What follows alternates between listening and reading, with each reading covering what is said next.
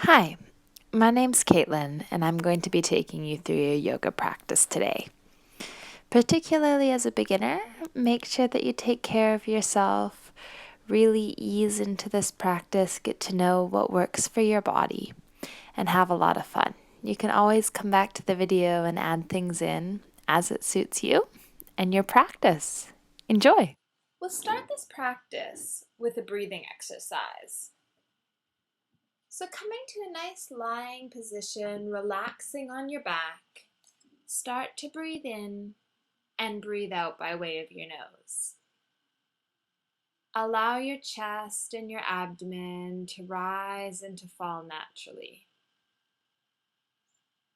We're going to start into three-part breathing, Durga Pranayama. So to begin this practice, with that inhale through your nose, feel the abdomen rise up nice and full. And with the exhale, let the abdomen descend, let it drop, empty your breath. Inhale, drawing that breath deep into your abdomen, watching the abdomen rise. Exhale, letting the abdomen fall, releasing the breath, surrendering into the floor. Inhale, allowing the belly to rise. Exhale, allowing the belly to fall. Inhale, allowing the abdomen to rise. Exhale, allowing the abdomen to fall, letting go. Last one here. Inhale, allowing the abdomen to rise. Exhale, let the abdomen descend down. Now inhale, allow the abdomen to rise and the rib cage, nice and full. And then exhale first from the rib cage and then from your belly. Inhale again, first into the belly and then up into your rib cage. Hold it. Exhale from the rib cage first, then exhaling from the abdomen. We'll try it again. Inhale into your belly, up into the rib cage. Hold it. Exhale first from the rib cage and then let the belly come down. Twice more. Inhaling into your belly, letting the rib cage follow. Exhale from the rib cage, let the belly come down. Inhale into your belly, then filling up into your rib cage. Exhaling from the rib cage and letting the abdomen fall. Inhale into your belly, up into your rib cage, and now up into your heart area, your collarbone area. Exhale first from the heart area, then the rib cage area, and then your belly. Inhale into your belly, up into the rib cage, up into your heart, your collarbone. Hold it. Exhale from the collarbone, the heart, the rib cage, the belly.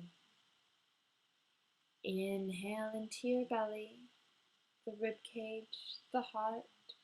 Hold it. Exhale from the collarbone area, the heart, the rib cage, the belly. Inhale into your belly, your rib cage, your collarbone, your heart. Exhale from the collarbone, heart area, the rib cage, the belly. Continue breathing from the belly, the rib cage, the collarbone, filling up and then exhaling from the collarbone, heart area, rib cage, and belly. Continuing at your own rate for about another 5 breaths. So this is a very focused form of breathing, allowing you to really concentrate on how that breath moves into and out of your body.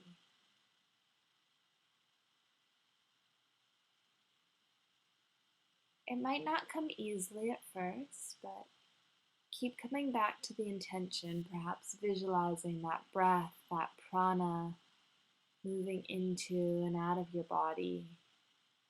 Maybe with the exhale, imagining letting the day go, releasing, letting go of the past. Let's take the last two together. Inhale into your belly, rib cage, up into the collarbone, the heart area. Hold it. And then exhale from the collarbone, heart area, the rib cage, the belly. Inhaling into the belly, the rib cage, heart area up into your collarbone. Hold it.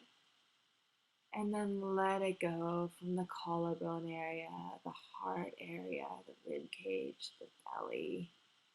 Letting it all go and starting this practice fresh. The first posture that we're going to do is on our hands and our knees. It's called cat-cow. So coming to a kneeling position with your shoulders stacked over top of your hands and your hips over top of your knees. Your toes can point to the wall or whatever is behind you, and bring your chin gently forward. Now you don't need to bring your chin all the way forward if you have sensitivities in your neck and your cervical spine. It's okay to look down. So just feel what works for your neck. You want to take care of yourself. If it feels okay to you, drawing your shoulders back with the inhale, lifting your chest forward, chin up. This is cow posture, breathing in and breathing out by way of the nose. While we're here, just have a look down at your hands and notice what's going on with your fingers. Ideally, you'll have your fingers spread very wide to maximize the surface area of your hands, and your middle fingers will be running parallel to each other and parallel to the edges of your mat. See if you can shift the weight a little bit more forward into your fingertips, the tops of your hands, rather than resting back into the heel of your hand, as that puts a lot of pressure on the wrist. So just engaging the fingers, bringing the weight forwards onto those hands. Now, if you'd like, chin up, drawing those shoulders back. With an exhale now, start to round from your lower back, your mid-back, tuck your chin, arching your spine into cat posture. Holding it here, pressing through those hands, and really drawing, curling into yourself. Now with the inhale, move from the lower back, bring your chest forward, chin up, if that's okay with you, into your cow posture. And again, if it doesn't feel right, just looking down at the mat, holding it here, engaging those fingertips. And then with the exhale, round from your lower back, your mid-back, tuck your chin, arch your spine, cat posture. Inhale, move from the lower back, bring your chest forward, chin up, cow posture. Exhale, round from your lower back, your mid-back, tuck your chin, arch your spine, cat. Continue moving by your in and your out breath. You might choose to close your eyes, or if you've had a headache recently or a bit of a stressful day, you feel like the mind might dart around, keep your eyes open. Allowing your breath to flow you in and out of the postures.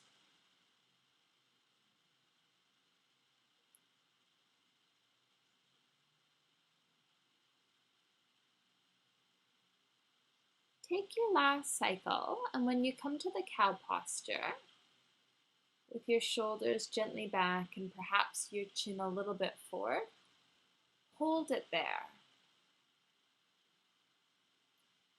From here, we're going to work our way into a standing posture, mountain pose. For mountain pose, spread your feet so that they are hip-width distance apart, and the inside track of your feet are perfectly parallel. Some of us have a tendency to stand with our toes turned out, and others are toes turned in. So just making sure the feet are parallel, pressing down through your feet and spreading your toes. Press your hips a little bit forward and let your tailbone descend down to the ground. You should feel the hips tilt a little bit forward and the core engages, drawing up and in. Chest lifts up towards the sky. Shoulders drop back. Chin up. Eyes are open. Breathing in and breathing out by way of your nose. Allowing yourself to feel the strength of the mountain. This is a very strong, grounded posture. Pressing through your feet and letting the crown of your head reach up towards the sky.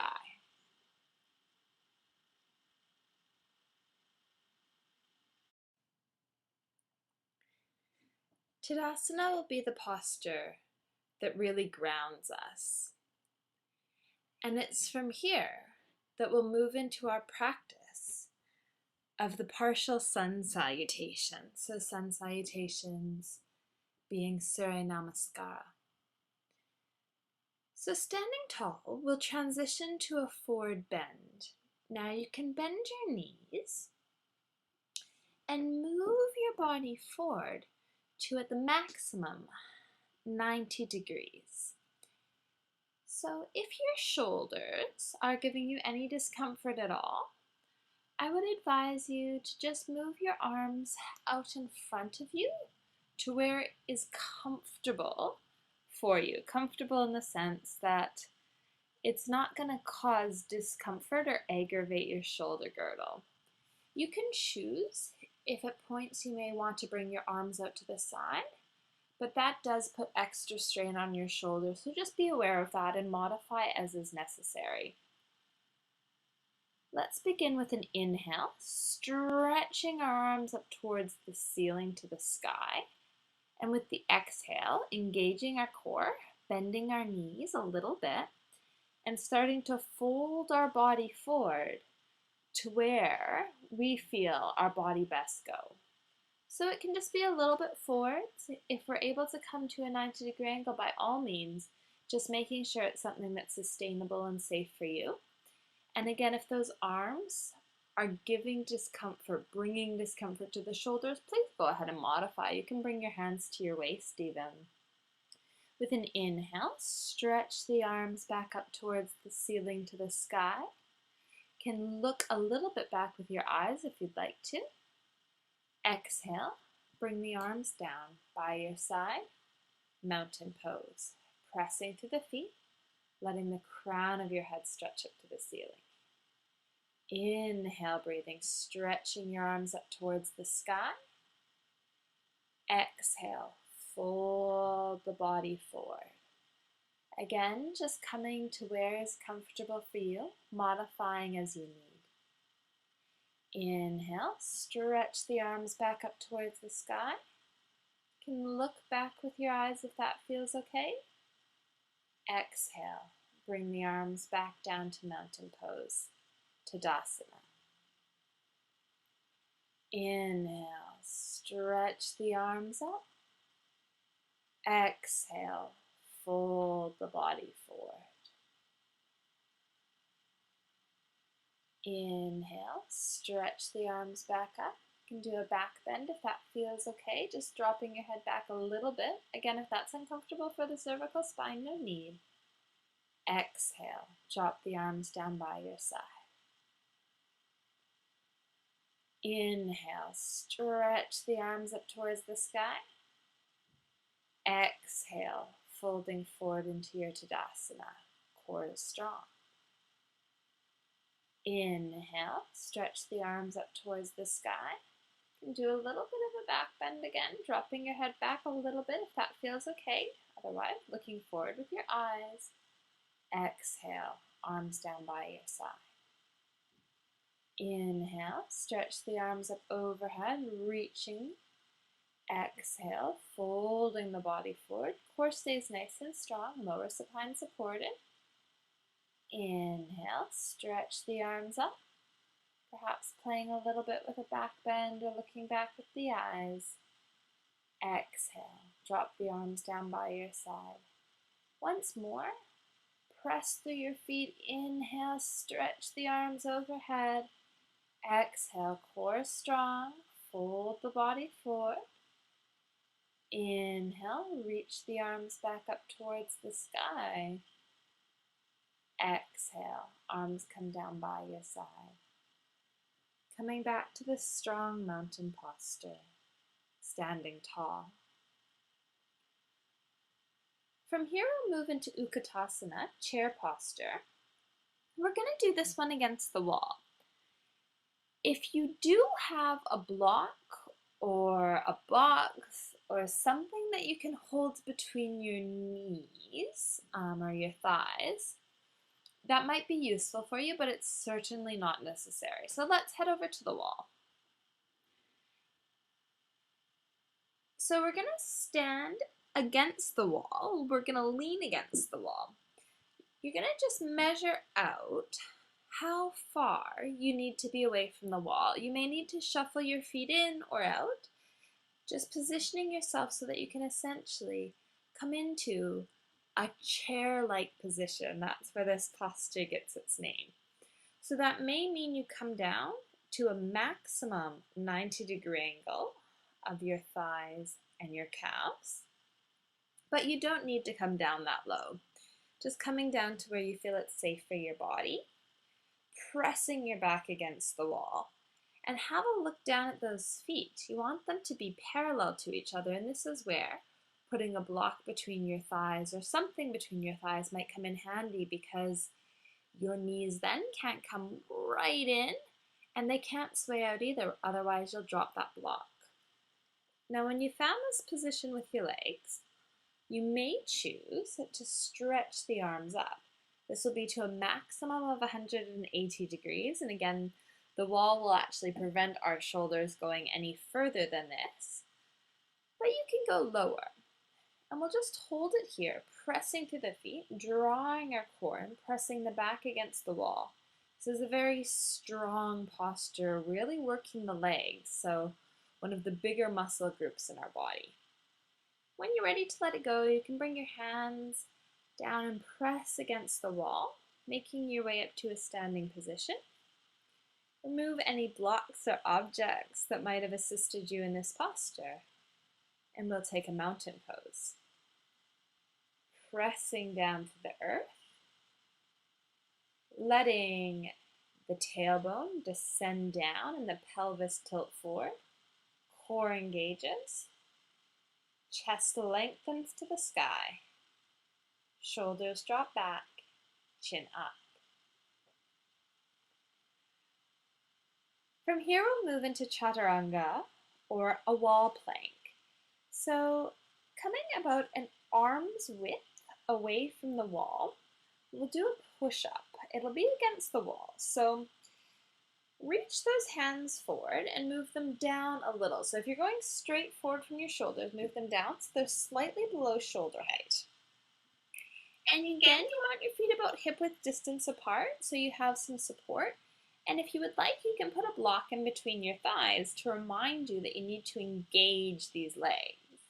But again, if you don't have one, it's of no dramas. So pressing through those hands, draw your shoulders down and allow your shoulders to essentially wrap around the back. We're trying to engage our back muscles. And from here, on the exhale, start to bend your elbows close to the body, lower your chest to the wall, and with an inhale, press through those hands, allowing yourself to come back to that standing position. Now you can do a few more times at your own pace. If you do start to notice that your elbows are coming out to the side, this is a cue that you really need to wrap your shoulders around and keep those elbows close to the body. So as you lower yourself to the wall, those elbows should remain tucked into you like grasshopper wings. We'll try our last two together. So with the exhale, lowering your chest down to the wall, drawing those shoulders down your back. Inhale, pressing through the hands, allowing your chest to reach back up, keeping the core strong. Exhale, lower the chest down towards the wall, abdomen pulls up and in. Inhale, pressing through the hands, chest moves away from the wall. And then again, you can take a mountain pose, letting go the block if you had it between your legs, pressing the feet into the ground, lengthening the crown of your head up towards the sky. Next posture we'll do is tree posture. So shift the body weight onto your left foot and bring your right foot just to the ankle, so your toes are touching the ground.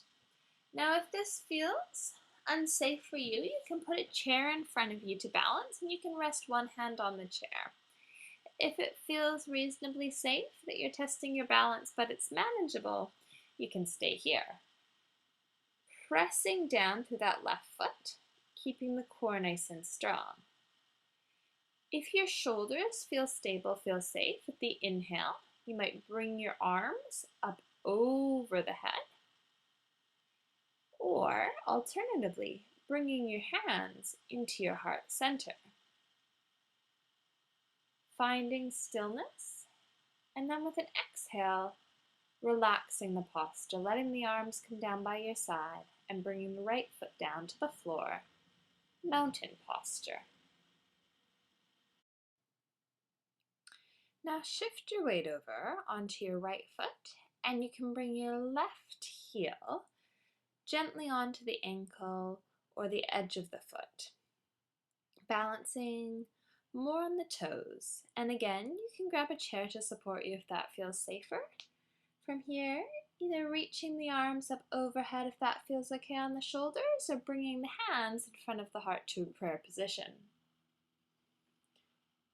Pressing down through the sole of that right foot, imagine how the tree roots down to find stability. And then with the inhale, the crown of your head can lengthen up towards the ceiling to the sky. Finding strength as a tree, even though you may sway, that's the nature, and that's actually how your muscular strength will be developed. Releasing, allowing yourself to come back to your mountain posture, standing tall. From here, we'll move into Warrior 1 and Warrior 2. We'll do both warriors with our left leg behind first, and grab a chair if you would like to. You can also use the wall, or alternatively, you may choose not to use either, but as you're starting out, it may be a wise idea. With the left leg behind, the right foot steps forward. Now, the knee of the front foot should be flexed to about 45 degrees. You can go lower, no more than 90, but as a beginner, there's no need to push this right away, just getting a feel for what's going on in your body. And look down to make sure that right knee is tracking straight over the center of your right foot. There's a tendency for it to turn in a little bit, and we want to avoid that because that puts unnecessary pressure on the knee joint. Our back foot, our left foot, can be turned in a little bit depending on what's going on with the knees. Over time, it may start to turn out more, even starting to become parallel to the end of our mat, forming essentially a 90-degree angle with that front heel. Now you can use the wall, reaching the left arm back to the wall. Alternatively, you can reach the hand to a chair. Stretch your right arm forward in front of you. If this doesn't feel safe, again, modifying as need be, you may choose to have your hand resting on the chair as well. Keeping the core nice and strong, press down through your feet and imagine that you're scissoring your thighs apart. So the thighs, the feet, visualize them moving in opposite directions away from your center line. Drawing your shoulders down away from your ears. Find the strength of the warrior here. Now we'll move into warrior one. Bring your right arm up over your head, and you may choose to turn your back toes in a little bit more to help you draw your left hip forward. Sometimes it helps to take a bit of a smaller stance, working towards bringing those two hips to face towards the front of your mat. Your right arm stretches up like you were going to hang on monkey bars. And again, you're pressing through your feet and pressing your feet away from each other. You are welcome to bring that left arm up if you feel stable, but always welcome to keep your hand on the chair. Breathing in and breathing out by way of your nose. Now we'll move to the opposite foot, just taking a step forward, relaxing your arms down for a moment, coming back to that mountain posture once again, pressing through your feet, allowing the crown of your head to lengthen, finding stability. This time, the right foot steps back, the left foot is forward. Bend your front knee, your left knee, to approximately 90 degrees. And press the right foot back out. And you can turn it in to 30 degrees, moving it out towards 90 if your knees feel okay, but better to turn your foot in than to put too much tension on a sensitive joint, particularly in the beginning. Stretch your right arm back to the wall behind you, or sturdy yourself with the chair as needed, and the left arm stretches forward, allowing you to open up through the chest. Make sure that left knee keeps coming back. There's that tendency for it to turn in, and we want to keep the knee tracking over the foot. And we can readjust the position of our foot if we find our knee is going way over the toes or it's way behind the heels. We want it to be approximately central over the foot, pressing through the feet and again scissoring those thighs apart. We'll move into warrior one with an inhale, bringing that left arm up above the head, making like we're hanging on the monkey bars once again. And we can turn that back foot in again if we need to, if that feels better, and start to move that right hip forward. Press down through those feet. And you can use the chair or alternatively bringing the arm up over the head, allowing yourself to breathe in and breathe out by way of your nose.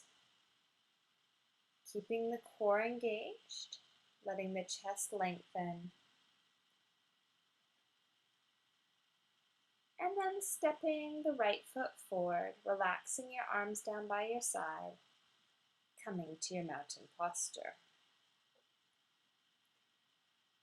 At this point in time, you may like to try a downward dog against a wall. So spinning to your wall, wherever it may be, you want to stand approximately a leg's distance away from the wall. And you're just going to forward fold into the wall until a point when you can bring your hands to press against the wall to sturdy you. No need to go any more than 90-degree angle between the torso and the legs. That would be your maximum. And keep your feet approximately hip-width distance apart so that you've got some stability here. You can keep your ears relaxed in between your arms. The fingers are nice and wide. And allow the core to engage in your sit bones to just descend down towards the ground. As you're pressing through those hands, feel like the hips are lifting up and away. Breathing here, in and out by way of the nose. With an inhale, stretch back up towards the sky. Exhale, arms down by your side, mountain pose. You can try this posture a few more times if you would like to. We're going to move on to the floor and allow ourselves to start to slow things down to finish off this practice today. So coming down to the ground, we're going to move in to a supine pigeon posture. So bending your knees up, cross your right foot over top of your left thigh, keeping the right foot flexed. Arms can relax down by your side, and you can adjust the left foot, the bend in the knee, as is appropriate for the stretch in your hips. And just holding it here, breathing in and breathing out by way of your nose. Keep pressing that left foot into the floor and allow the hip of your right leg to move into external rotation. Now it would be to a maximum of a 45-degree angle. And this knee should not be flexed any more than a 90-degree angle.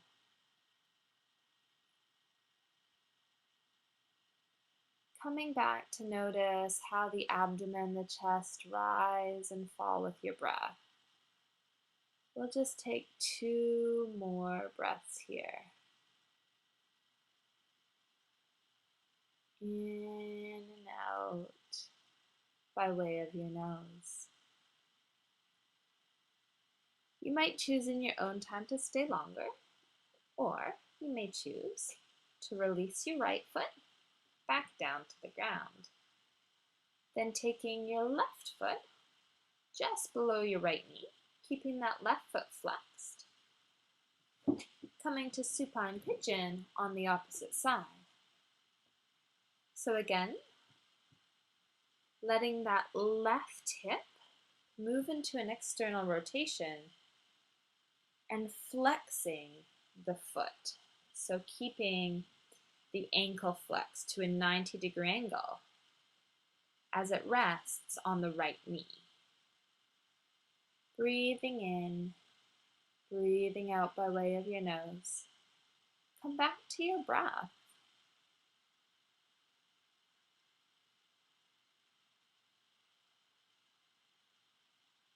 The lower back should remain on the floor. So as you press down through the lower back, notice what effect that might have on the sensation of stretching experienced near the hips.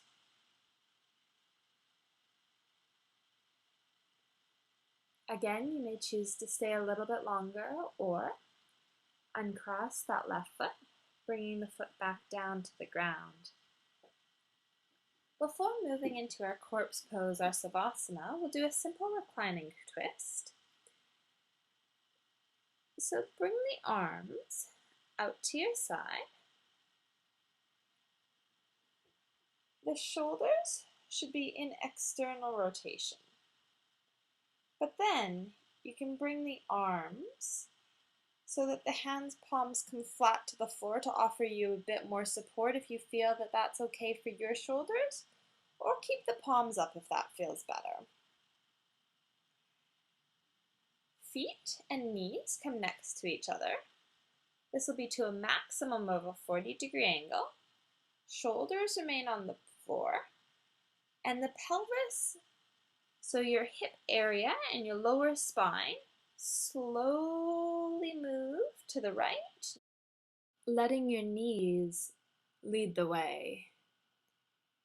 Now, if it feels okay for your neck, you can turn your head off towards the left, keeping your back pressed flat into the floor. Feel the twist in through your mid-body. Notice that your lower back, your middle back, and if you've moved the neck, your neck, your upper back, all play into this twist. Essentially, we're wringing out our body, we're twisting out our spine at the end of our practice today. Now with an inhale, bringing your knees back to center. Head comes back to center if it's turned as well. And then let the knees move off towards the left. Your head may turn towards the right. Again, only if that's comfortable for your neck, for your cervical spine.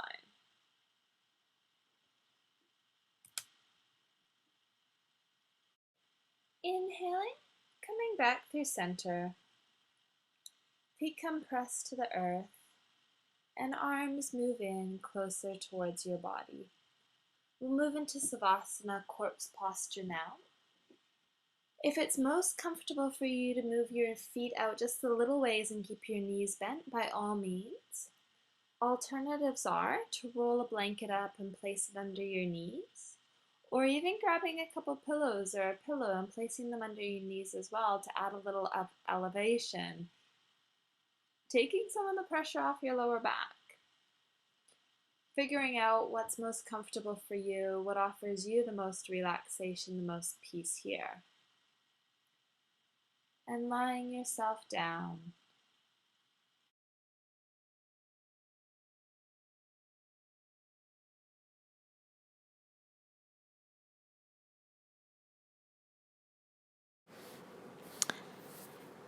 As you lay here, I'd like to read to you Rumi's poem, The Guest House.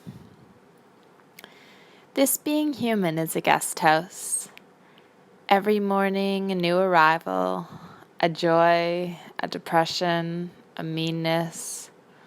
Some momentary awareness comes as an unexpected visitor. Welcome and entertain them all, even if they're a crowd of sorrows who violently sweep your house empty of its furniture.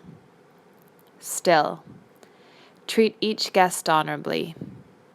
He may be clearing you out for some new delight. The dark thought, the shame, the malice, meet them at the door laughing and invite them in. Be grateful for whoever comes, because each has been sent as a guide from beyond.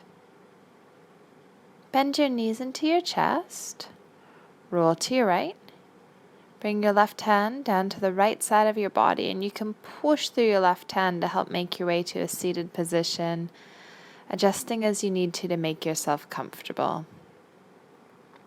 Taking just a moment now to say thank you for the practice, for the time you've dedicated to yourself on the mat. Namaste.